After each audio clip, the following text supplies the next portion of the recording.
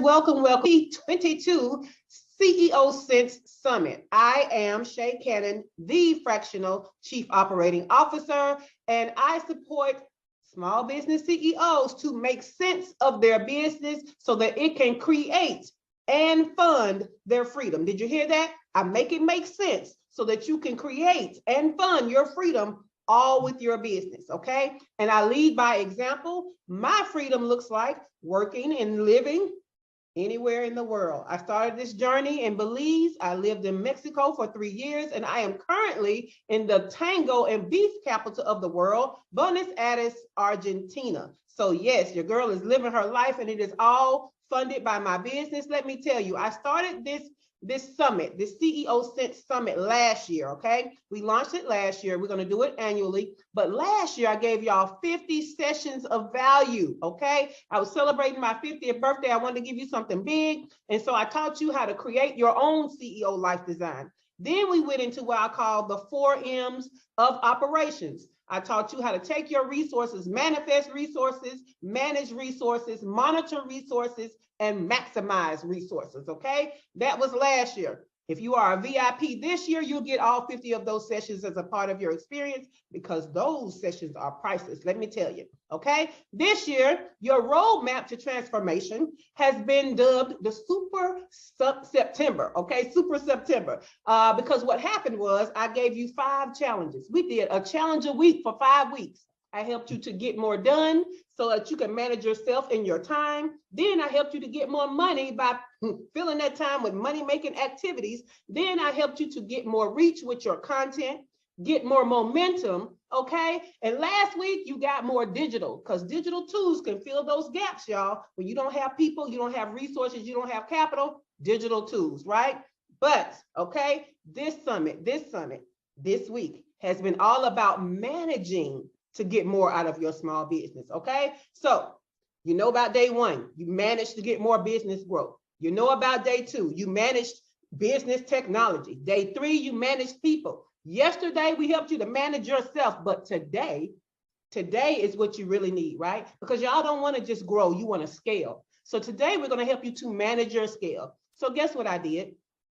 The first person I thought about to help us to manage scale, because there is no scale without projects and processes, okay? So we are here with Angel Watkins of Digital Planning Solutions, okay? I asked her to be here because not only can you not scale without projects and plans, but she's even created, y'all, some technology to help you to take project plans and instantly infuse them into whatever your project management system is, like Asana, okay? So if you have Asana, first of all, half of y'all not even using Asana right. So you need something to put them project plans in for you, okay? But we'll talk about that later. I'm gonna get off your toes, right? So let me tell you about her, okay? Because I love her, but she's more than qualified to be here, all right? She's not just here because I love her. Let me tell you what it is. She has a bachelor's degree in management of information systems, okay? She has a master's degree in business administration. She is a certified PMP project manager. Some of y'all calling yourselves project managers and y'all don't even, okay, I'm sorry. Okay, and she's certified to lead scaled agile projects. I know y'all don't know what agile is, and we ain't gonna even talk about it today because that's too much for y'all. But what we gonna do is tell you, I think she's certified and bachelored up and mastered up to help you, okay? So Angel, thank you for joining us. I appreciate you coming to help the people because the people need help, and sometimes the people is me. So thank you, my operations sister, for coming here to help us. Is there anything that I left out about your qualifications that you want these people to know? No, ma'am. Just thank you so much for having me. I'm excited to be here, happy to share some information, Shay, and you are just awesome. So I'm just elated to be able to share some time with you to talk about this. Awesome. Well, you know me, I get straight to the point. That's what I'm known for, right? So let's dive in. Okay, there are a lot of misconceptions out there about project management, right? People are thinking just because they push parts of a project that they are a project manager. People are hiring people under the title project manager, and that's not what they're hiring. And so they don't find that out till them people start asking for more money, that's not a project manager, right? But the first thing I want to do is I want you to tell the people what exactly does project management really entail? Because I want them to understand it's not what they think they need in their business or who they've been hiring. So tell them exactly what it is. Yeah, no, that's a really great question. And I recognize that there's a lot of confusion out there around what project management is, what it entails, and all those things. So let's just start with just really two basic components. Project management is about the execution and the planning and the organizing around a specific goal. Okay. A project in and of itself is either going to create something or mitigate something. One or the other. Either you are doing some sort of new initiative, you are implementing a new website, or you're working on bringing a new product to market, something like that. Or from the mitigation side of things, you're trying to resolve an issue. And there's something that the team needs to deal with. You have some sort of, it could be a compliance related issue. We need to put a project together to get this done within a certain time frame. So those are a couple of foundational pieces to it. The other aspect of it is that it has an actual start and end. Start and end. So there's a couple of pieces to that because it's easy to get it confused as it relates to overall business operations. And I'm going to hold on that piece for a second, but essentially it has a start and end, and it also has a determined scope. What I mean by that is this is what we are going to do, and this is what we are not going to do. Very clear. Okay. Okay. I don't think people realize that what we are doing and what we're not doing. And you know, say what I'm not going to do is. So yes, add that in there. I love it. Okay. Yes, ma'am. It's just as important to say what you are not going to do as to what you're going to do, because then you get into doing too much. Right. And this project runs on and on and on, you're over budget, blah, blah, blah. So that's that piece of it. Right. The management aspect of it has specific stages around how you manage that work. You truly plan it out. You truly determine what resources you're going to need. You actually do the execution and you monitor what you're doing, and you will close it. Now, closing can mean several things. It could mean that you are done with it and the work has been completed. And yes, we're done. God bless us. We're through with the work. Or it could be a transition into something else. And so that being said, that's kind of like the basis around what projects are and what project managers really do. And they just execute goals. They execute goals, initiatives to get those things done. So I love that. So let me tell you how I think you brought out a few things that people don't think about, right? The fact that people think that a project is just like a new initiative. I love that you brought in some key parts of operations, which is it could be problem solving or crisis management as a project. It could be change management as a project. You know what I'm saying? All of those things, as soon as something happens, there has to be a plan for the execution, and that's the project, right? And so I love that you brought that up because that is an important part of operations that people don't think about at all. I love that. So thank you. All right. So I just pointed out a few things that you pointed out that are operations related, but why specifically are projects important? And what exactly is the relationship between projects and small business operations? Because especially small business, right? Because big businesses have departments and multiple people to do things, multiple resources. Small businesses don't have all of those resources. And I always say, when you don't have people and resources, you need to lean into structure. So what do you think about that? Ooh, I love that. So a couple of things to what you said around why projects are important. Projects are, and this is something too that I run into a lot, Shay. Look at you, you shifted your weight. This is about to be good. Come on now. Yeah, okay. So projects are essentially, they are not the same as operations, but I would call them cousins. Yes. What I mean by that is you can implement a new project that is going to become a part of your regular business. Right. So I made the comment earlier that maybe you're starting a new product or service. Well, the project is getting that off the ground. How are we going to get this thing planned out, implemented, blah, blah, blah. But then after the work is done and has shifted into your normal business operations, then that is something that you are supporting in your operations on a normal basis. So to your point earlier, right, you've done this project, we've gone through the change of getting it ready. Let's get the team all ready for this. And now we're supporting something new on an ongoing basis. So it really comes before when you're doing something new, it comes before the operational work itself, but there is a relationship between the two. The second component is that there are a lot of small business owners who are running agencies. So part of their business is the constant execution of projects. And so it is, okay, within our operations, how are we making sure that we are delivering our projects well? And then making sure that we have the structure, the framework to make sure that we can support our clients in getting their projects done correctly. So again, there's relationships between the two. There's the structures to support that work of executing projects, and then there's the execution of the projects themselves.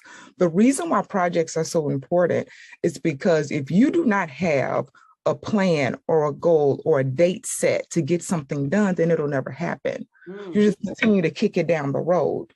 And so when you're thinking about the relationship between those two pieces of projects and operations, you really don't think about separating them from the sense that I have to have two separate components of my business. A lot of people do, but really think about it in terms of these are two harmonious things that work together, and I have to execute both of them well. Yes. Yeah. So what you just described is why these people can't be out here hiring who they think is a project manager to be their operations manager, right? It's two different things, right? It's two different things. So, I mean, people go with buzzwords. I love my small business owners, but y'all go with the buzzwords. First, y'all was on the VAs, hard, heavy. Y'all expected them to do all the things, right? VAs are mostly doers. They don't think and they don't make decisions, right? Now they got a thinker and a project manager, or so they think it is, right? And then they're like, oh, I can just hire a project manager to help me in my operations. No, you can't treat your whole business like it's one project because, like you said, it's ongoing. There's no end date. It's not the same as a project, right? And so projects do lead to operations. I love how you brought out the fact that some businesses are just one project after another, right? And that could be agencies, or guess what? It could even be these businesses that have courses and stuff out there, some kind of big passive income thing, and all they're doing is launching over and over and over. Those are just projects, right? Those are just projects.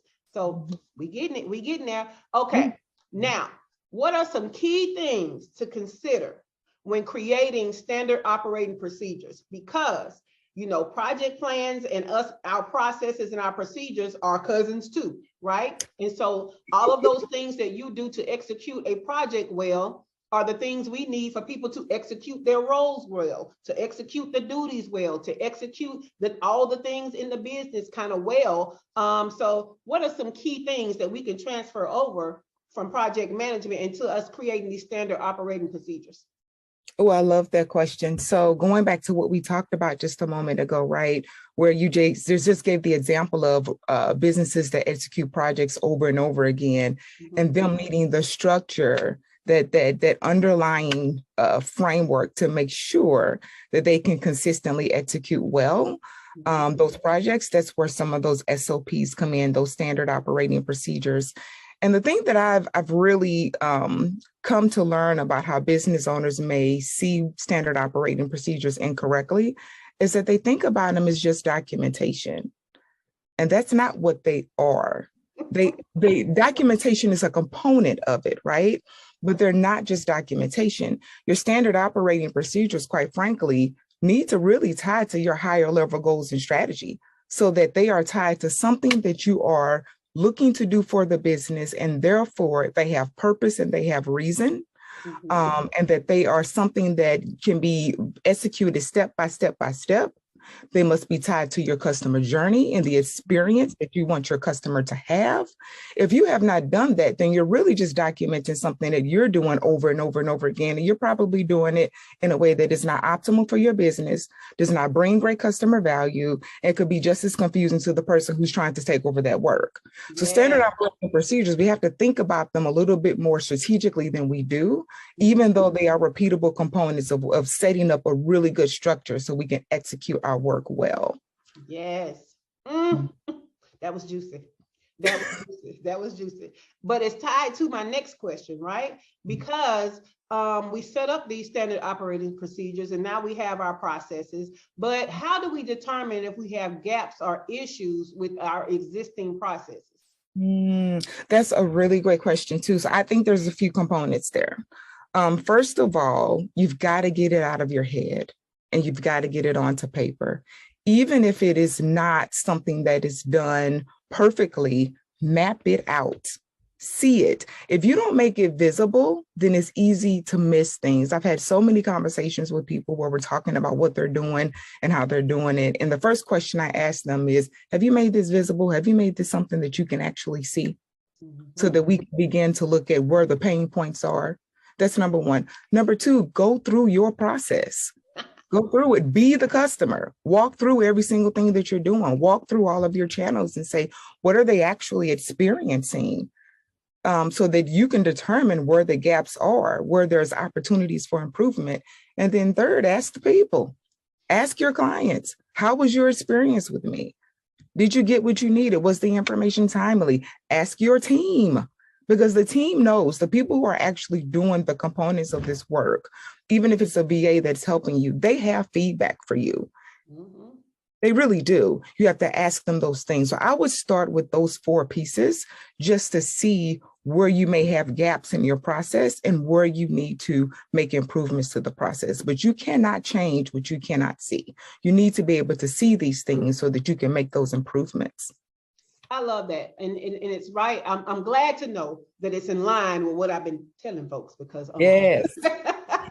Because one of the people who are intimidated by the documentation of SOPs, right? They're like, well, do you have a template form? It's not about templates. It's just about what is happening, right? And so what I always tell them is, start with your client journey, right? How do they come in awareness with you? How do they then inquire about working with you? How do you onboard them, follow up, payment, service them, offboard them, right? Put all of that down, right? Piece by piece. And then when you look at it, there are processes in how to do each piece. So I always take the piece and go down there. How do you get the piece done? Then there are processes in between. How do you get from one piece to the other piece, right? And so if you do that, which is what you said, make it visible, because I want people to think about it like when you're giving directions, you know how to get somewhere, right? You know how to get somewhere. And so you do it all the time. And so you tell somebody, oh, you just go down here, you turn left, you give them this street, you give them that street. And guess what? They are going through the directions that you gave, and something is not jiving. They didn't see something that you said they would see, or they didn't, they made the turn and it's not what you said, right? Why? Because you forgot about that one little turn that's not really a street, because you do it all the time. And so until you actually map it out, like you said, create a visual, there are things that you're skipping when you're telling people, right? And so I love that. I just love everything that you said, right? And so all of this, you're helping us to think differently about processes and projects and planning and execution, which is the heart of our operations. And so what would you say is the biggest mindset shift that needs to happen for small business owners, especially my small business owners, so that they can scale using processes and projects? Ooh-wee, this is going to be a tough one. This is what I'll say, that small business owners need to have the same discipline that they expect of their team members. Ooh, I think you just shot us. It'll be a tough one, listen. And I say that because small business owners, they'll come, they'll ask for help, and it's, I can't get this team together. I can't get this going. I wrote out the SOPs. They're not following the process, or blah, blah, blah. But at the end of the day, you are the leader. You have to lead with the discipline. People are watching what you do, and you can't expect the team members to have the discipline and follow the process if you don't. And so it is really critical that as a small business owner that you are doing that. Wow. Yeah. Wow. Well, look, I started out stepping on toes, and you're going out stepping on toes, right? This is great. Like, in a short period of time, you chucked in so much value, a lot for people to think about, a lot for them to start doing, because our small businesses, they basically start because we were good at something. or we had something that people wanted to buy. And so we lean into that, and that's how we created our business. But we didn't exactly have the business acumen, right, to make it a scalable, repeatable thing. And people think that growth is associated with a number. If I make a million, scale is associated with the revenue number. Mhm. So if I make $1 million, I've scaled. No, you grew. Because if you don't have repeatable processes where you're servicing people with excellence and you still have a life and you're not overwhelmed, then you grew, you did not scale. Because so these projects and these plans and all of these processes and stuff is what helps you to do things in excellence and do things where you're not overwhelmed. And so thank you so much for helping us to shift our minds about project management, projects, plans, processes, and procedures. So where can the people find you? Because they need to stay connected to you. Oh, thank you for that, Shay. You know what? I say all the time to the comments you just made, structure really does equal freedom.